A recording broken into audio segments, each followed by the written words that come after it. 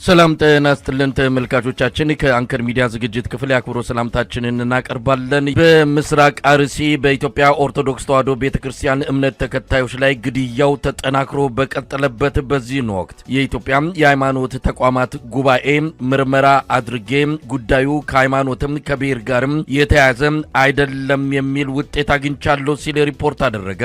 ሪፖርቱ እንዲቀለበስ በአብይ አህመድ በኩል ጥረት ተደርጎ በመጨረሻ ፋኖና ሸኔ ናቸው የፈጸሙት የሚል ተካቶበት ይፋ መደረጉን ነው ያገኘነው መረጃ የሚያመለክተው። የኢትዮጵያ የሃይማኖት ተቋማት ጉባኤ ምርመራ የማድረግ ኃላፊነትም ስልጣንም ሳይኖረው በ5 ቀናት ውስጥ 4 ወረዳዎችን አካልዬ ምርመራ በማድረግ ጉዳዩ ከሃይማኖትና ከብሔር ጋር የተያያዘ አይደለም፣ ግድያውን ፈጽመዋል ተብሎ የሚታመኑት ታጣቂዎች ፋኖችና የሸኔ ኃይሎች ናቸው የሚል ድምዳሜ ላይ ደርሻለሁ ሲል አስታውቋል። በዛሬው ዕለት 3 የኢትዮጵያ ኦርቶዶክስ ተዋሕዶ ቤተክርስቲያን እምነት ተከታዮች መገደላቸው ታውቋል። ከተገደሉት መሃል አንዱ ሕፃን መሆኑም ተመልክቷል። በርካታ የኢትዮጵያ ኦርቶዶክስ እምነት ተከታዮች በታጣቂዎች እጅ የሚገኙ ሲሆን ከመሃላቸው ባለፉት 2 ቀናት 9 የእምነቱ ተከታዮች መገደላቸው የሚታወስ ነው። የኢትዮጵያ የሃይማኖት ተቋማት ጉባኤ የምርመራ ውጤቱ መንግስት በሚፈልገው መልኩ ተዘጋጅቶ እንዲወጣ መደረጉ መነጋገሪያ ሆኖ የዋለ ጉዳይ ሆኗል። በጉዳዩ ዙሪያ ከዘውትር ተሳታፊያችን ጋር ቆይታ አድርጋለሁ። እንግዲህ በማያገባውና በማይመለከተው ገብቶ የኢትዮጵያ የሃይማኖት ተቋማት ጉባኤ ጉዳዩ ከሃይማኖትም ከብሔርም የተያያዘ አይደለም ብሏል። አስገራሚ ነው። ብዙ ነገሮች ጥያቄ እየተነሱ ነው። መሳይ መቼም በዚች ሀገር እየሰማነው የዋለ ያደረ የምንሰማው ነገር በጣም እንደው ለጆሮ በጣም የሚሰቀጥጥ ነገር ነው እየሰማን ያለ ነው። ይሄ የሃይማኖት ጉባኤ ተብሎ የተቋቋመው ድርጅት የመንግስት ኮሙኒኬሽን ጽሕፈት ቤት እስኪመስል ድረስ ጉዳዩን እጁን ታጥቦ መንግስት ምንም ኃጢአት እንደሌለበትና ነገር ግን በቦዛ ቦታ ላይ እንዲገኙ የማይችሉ ኃይሎችን ተጠያቂ በማድረግ መንግስትን ደግሞ ንጹህ ለማድረግ የሄደበት መንገድ በጣም የሚያስተዛዝብ ጉዳይ ነው። እውነት ለመናገር የሃይማኖት አባት ስብስብ ናቸው የተባሉ ሰዎች በዚህ ደረጃ ሀገርን ሲክዱ ከፍተኛ የሆነ ውሸት ከውሸትም በላይ ኩሸት የሆነ ነገር ሲያቀርቡ በጣም የሚያሳፍር ነገር ነው። በአጠቃላይ ግን ሪፖርቱ በኢትዮጵያ ሕዝብ ዘንድ ምንም ተቀባይነት የለውም። ለመስማትም ህዝቡ ፈቃደኛ አይደለም። ሲጀመር ሪፖርቱ ገለልተኛ አለመሆኑን ገና በርዕሱ ነው የገለጸው። ግድያው አንድን ሃይማኖትና ብሔር ትኩረት ያደረገ አይደለም ነው የሚለው ርዕሱ። በዛ ላይ እንግዲህ ህፃናት ታግተው ገንዘብ መጠየቂያ ተደርገዋል ይላል። ወላጆች ገንዘብ መስጠት ስላልቻሉ ነው የተገደሉት ህፃናቶች ይላል። ቀድሞ ነገር ሲጀመር ያን ወላጆች ላይ ብቻ አይደለም፣ በዋነኝነት በአንድ የሃይማኖትና በአንድ ብሔር ላይ ያነጣጠረ በብዛት ማለት ይቻላል 99.9% በአንድ ብሔርና በአንድ ሃይማኖት ተከታይ በኦርቶዶክስ የሃይማኖት ተከታዩ ዘንድ የተፈጸመ ወንጀል ሆኖ ያለ ነገር ግን ይህን አድበስብሶ ያልሞቱትን ገሎ ለሌሎች ብሔሮች ለመስጠት ለሌሎች የሃይማኖት አባላቶች ለመስጠት የሄደበት መንገድ በጣም ነው የሚያስተዛዝበው። እንግዲህ ጥፋቱ ተፈጽሟል፣ እውነት ነው። ግን እነሱ ጥፋቱን ሙሉ ሪፖርት ማቅረብ አልቻልንም። በመንገድ መራራቅ ወረዳዎች ከአንደኛው ወረዳ ወደ አንደኛው ወረዳ ሩቀት ስላለው መሰረተ ልማት ያልተሟላ ስለሆነ 4 ወረዳዎችን ብቻ ይተመጠናል እና በዛ 4 ወረዳዎች ላይ የተጎዱ ሰዎች ቤተሰቦችን ጠይቀናል ብለዋል። እንግዲህ መሳይ የተቋቋመው የሃይማኖት ጉባኤ የተባለው ኃይል 10 አባላትን ይዞ ነው ወደ አርሲ ዞን የሄደው። ከኦርቶዶክስ እምነት ተከታይ 3 ሰዎች ብቻ ናቸው የተገኙ። ከእስልምና 2፣ ከፌደራል እስልምና ጉዳዮች ምክር ቤት 2፣ ከኦሮሚያ እስልምና ጉዳዮች ከፍተኛ ምክር ቤት 2፣ ከፖሊስ አባላት 2 የፖሊስ አባላት የዞኑ የፖሊስ አባላት ተገኝተዋል። እንግዲህ ከጉባኤው ደግሞ ጸሐፊውና ምክትል ዋና ጸሐፊው ተገኝተዋል። በድምሩ 10 አባላት ነው። እነዚህ ሰዎች እንግዲህ የማን ወገን ናቸው? ከ10 አባላት ውስጥ እንኳን የኢትዮጵያ ኦርቶዶክስ ተዋሕዶ ቤተክርስቲያን አባላት 3 ብቻ ናቸው። 7ቱ አንደኛ የክልሉ ፖሊስ ናቸው። የክልሉ ፖሊስ ለማጣራት ሂዶ የተጎዱ ቤተሰቦች ምን እንዲሉ ጠብቀው ነው? ምን እንዲሉ ነው? የገደለን መንግስት ነው ወይም የገደለን እዛ አካባቢ ያለ ጽንፈኛ ኃይል ነው ብለው እንዲናገሩ ነው የሚፈለገው? ለበርካታ ጊዜ እኮ በመንግስት ተቋማት ተጠልለው እኮ ከመንግስት ፖሊስ ጣቢያ ላይ አውጦ የፖሊስ ጣቢያ ላይ ያድነኛል ብለው ፖሊስ ጣቢያ ላይ የተደበቁ እምነቱ ተከታዮች እኮ አውጥተው ጎትተው እኮ ለሚኒሻ ለታጣቂዎችና ለጽንፈኛ ኃይል ሰጠው እኮ ተገለዋል በዚህ ዞን ላይ። ስለዚህ ምን እንዲሉ ጠብቀው ነው ይሄንን ያደረጉት? በአጠቃላይ በሸርካ ወረዳ ዘር፣ እምነት፣ እድሜ እና ጾታ ሳይለይ ነው ግድያ የተፈጸመው በማለት ደግሞ በጣም በሟቾች ላይ እውነት ተሳልቀውባቸዋል። በሟች ቤተሰቦችም ላይ እንዲሁ በልባቸው ላይ የተፈጠረው ቁስል ላይ እንጨት ነው የሰደዱባቸው። እጅግ በጣም የሚያሳፍር መግለጫ ነው የሰጡት። በመንግስት በኩል ደግሞ የተገኘውን ምላሽ ወታደራዊ እርምጃ በመውሰድ ወታደሩ መስዋዕትነት ከፍሎ ለማዳን ጥረት አድርጓል ይላል። ቀድሞ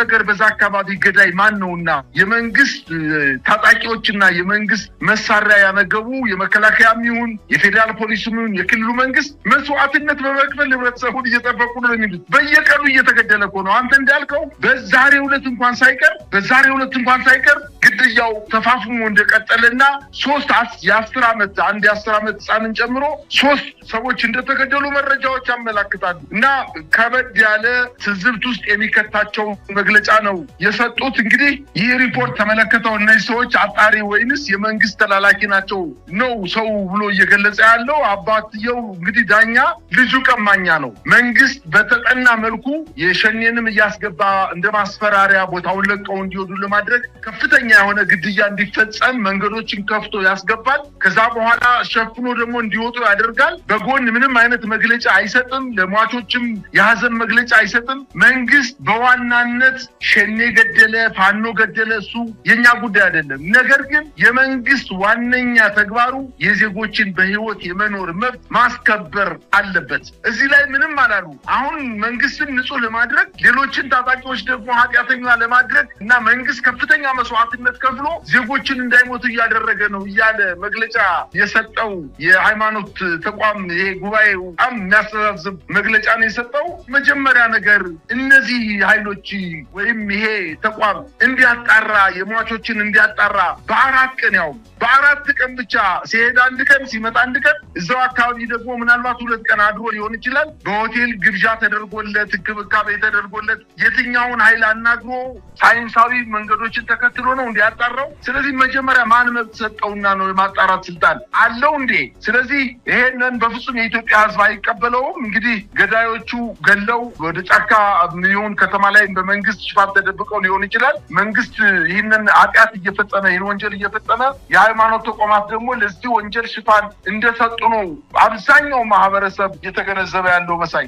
እንግዲህ ይሄ ሪፖርት እንደ ሀገርም ያዘንበት ነው። የሃይማኖት ተቋማት አስታራቂ መሆን ሲገባቸው እንዲህ አይነት ነገር ሲፈጸም በሀገር አቀፍ ደረጃ ጸሎት፣ ምህላ ገብተው በተለይ ያዘኑትን በማጽናናት የተሰበሩ ልቦችን በመጠገን እንዲህ አይነት ሚና እንዲጫወቱ ሲጠበቁ የብልጽግናን መርሃ ግብር የብልጽግናን ፕሮግራም እየተከተሉ ብልጽግናን ለማዳንና ገጽታውን ለማስተካከል የሚሄዱበት ርቀት እጅግ የሚያሳፍር ነው። በኢትዮጵያ ታሪክ በቀዳማዊ ኃይለሥላሴም በደርግ በህወሓትም ዘመን እንዲህ አይነት ነውረኛ ተግባር ከሃይማኖት ተቋማት ሲፈጸም አይተናናቅም። ብዙ ነገሮችን ማንሳት ይቻላል። 4 ጥያቄዎችን በዚህ አጋጣሚ መጠየቅ የሚቻል ከሆነ ነው እንግዲህ የምናነሳው። አንደኛ ምን ኃላፊነትና ስልጣን ተሰጠው? ይሄ አካል እንዲህ አይነቱን በጣም አደገኛ የሆነ ብዙ ነገሮች ሊጠቀሱ የሰው ልጅ ህይወት የጠፋበት ብዙ ሰዎች ወዴት እንደገቡ ማይታወቅበትን ክስተት ለማጣራት ማን ስልጣንና ኃላፊነት ሰጠው? እንዲህ አይነት ነገር የሚቋቋመው በአዋጅ ነው። በአዋጅ ተቋቁሞ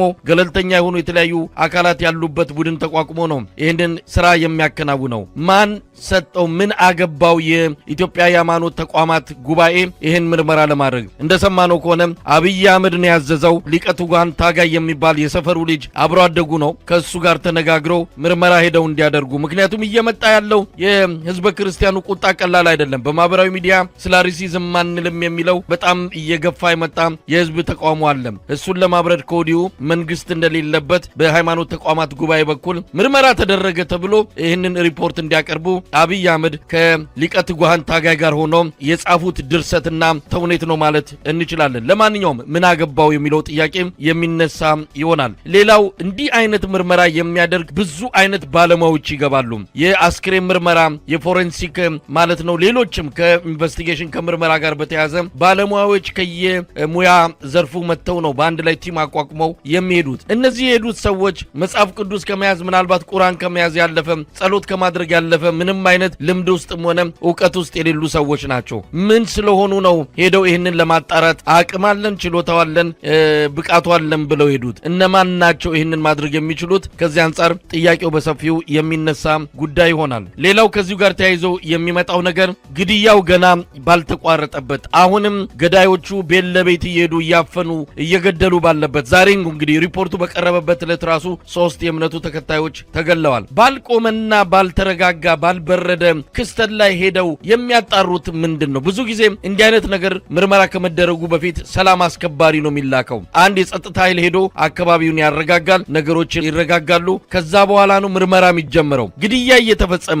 ሁኔታዎች በቀጥሉበት በዚህን ጊዜ ላይ ምርመራ እናድርግ የሚሉት እንዴት አይነት ውጤት ለማምጣት ነው? ግድያው እኮ አልቆመም። እነሱ የ80 ሰው አጣራን አሉ። ዛሬ 3 ተገለዋል። ከእንደገና ተመልሰው ሄደው ሊያጣሩ ነው። አንድ ነገር ባልቆመበት በቀጠለበት በእንደዚህ አይነት ሁኔታ ምርመራ ማድረግ አይቻልም። ይሄ ዓለም አቀፍ መስፈርት ነው፣ ስታንዳርድ ነው። ስለዚህ ይሄ አብይ አህመድ በአስቸኳይ አጣድፎ ሊከናወን ያደረገው እንደሚሆን ይታመናል። ሌላው አብይ አህመድ ሪፖርቱ መንግስቱን ለመጠበቅ ብልጽግናን እንዳይጎዳ ለማድረግ ነው ተባለም። አሁን የወጣውስ ሪፖርት እንዴት ብልጽግናን ሊጠቅም ይችላል? አንድ መንግስት እኔ የለውበትም ብሎ በገዛ ግዛቱ በሚያስተዳድረው ቀጠና ውስጥ እኔ የለውበትም የሚል ሪፖርት እንዲዘጋጅ ለምን ፈለገ?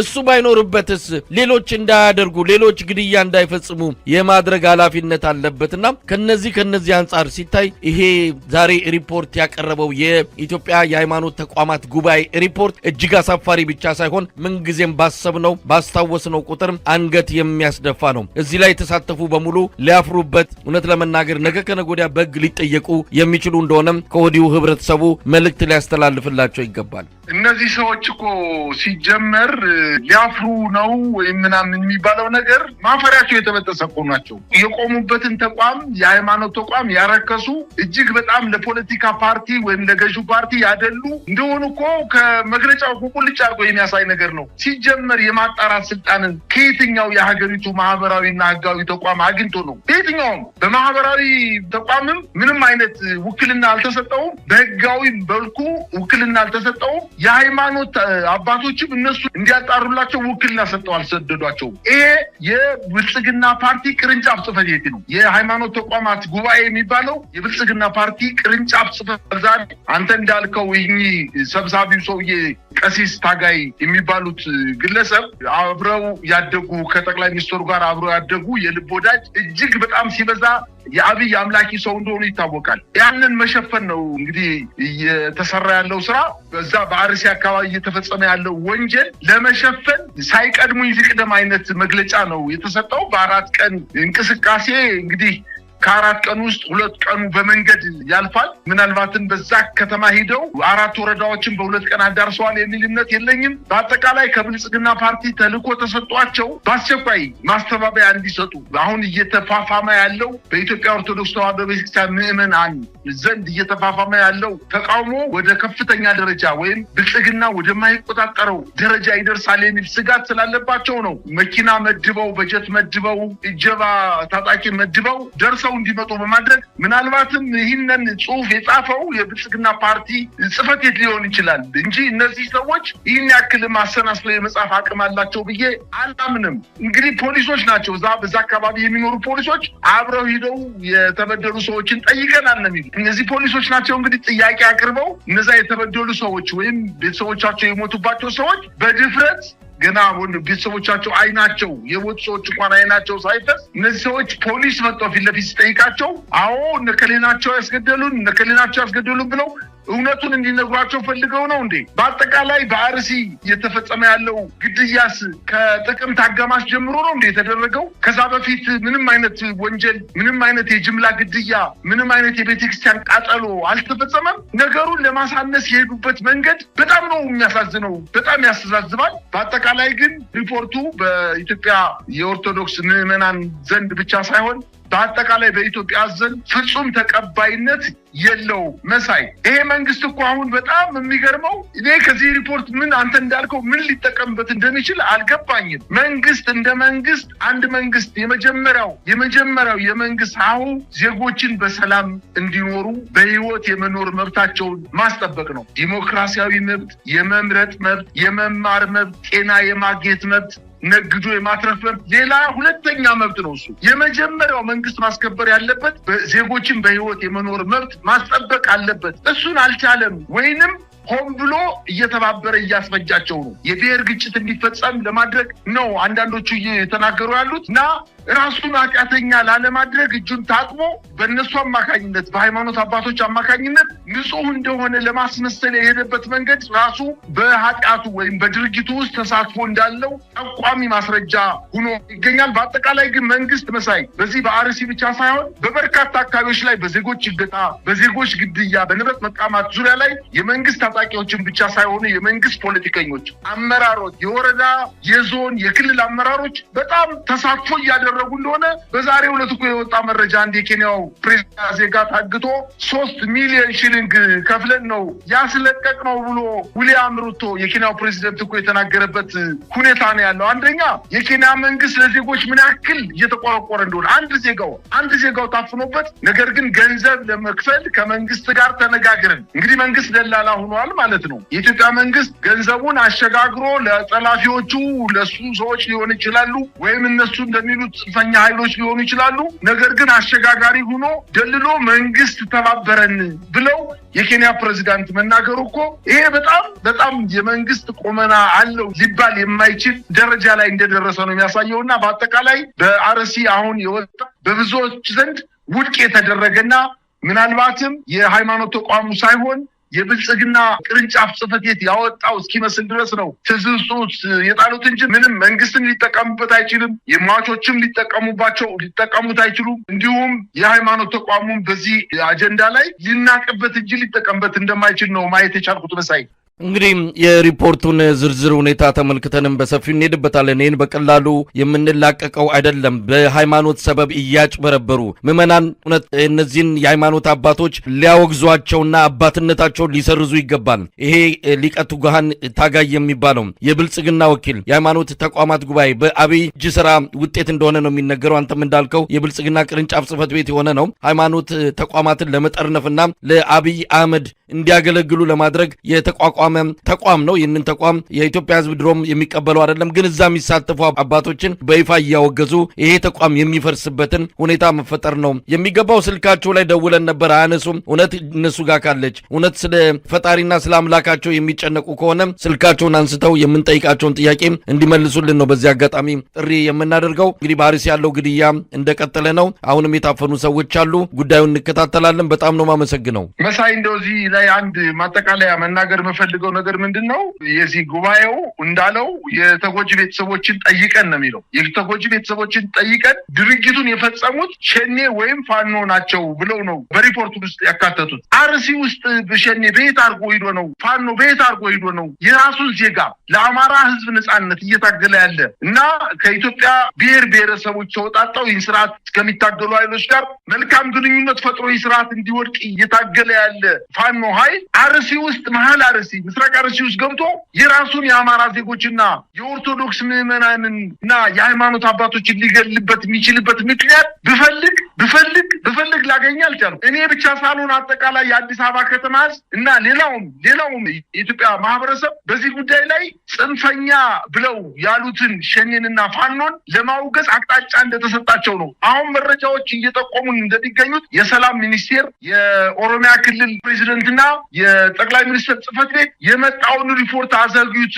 ብለው ሪፖርታቸውን ተቀብለው የተወሰነ ማስተካከያ አደረግን ብለው ይህንን እንዲጨመርበት ፋኖና ሸኔ በድርጊቱ ተሳትፈዋል እነሱ ናቸው ይህን ድርጊት የፈጸሙት የሚል ካላካተታችሁ በፍጹም ሪፖርቱ መውጣት የለበትም ብለው እነሱም የተሳተፉበት ሪፖርት እንደሆነ አሁን ማምሻውን የደረሰኝ መረጃ ያመላክታል። ግን በአጠቃላይ ግን የፋኖ ኃይሎች አርሲ ሂደው በአማራ ህዝብ ላይ እና በኦርቶዶክስ እምነት ተከታዮች ላይ ጥቃት ፈጸሙ የሚለው ነገር እንደው አይናቸውን ጨፍኑና ላሞኛቸው አይነት የጅል ቀልድ ነው የቀለዱብን። እውነት አሳፋሪ ነው ማለት ይቻላል መሳይ። አዎ እንግዲህ ቀደም ሲል እንዳልኩት ነው ሁኔታውን እንከታተላለን።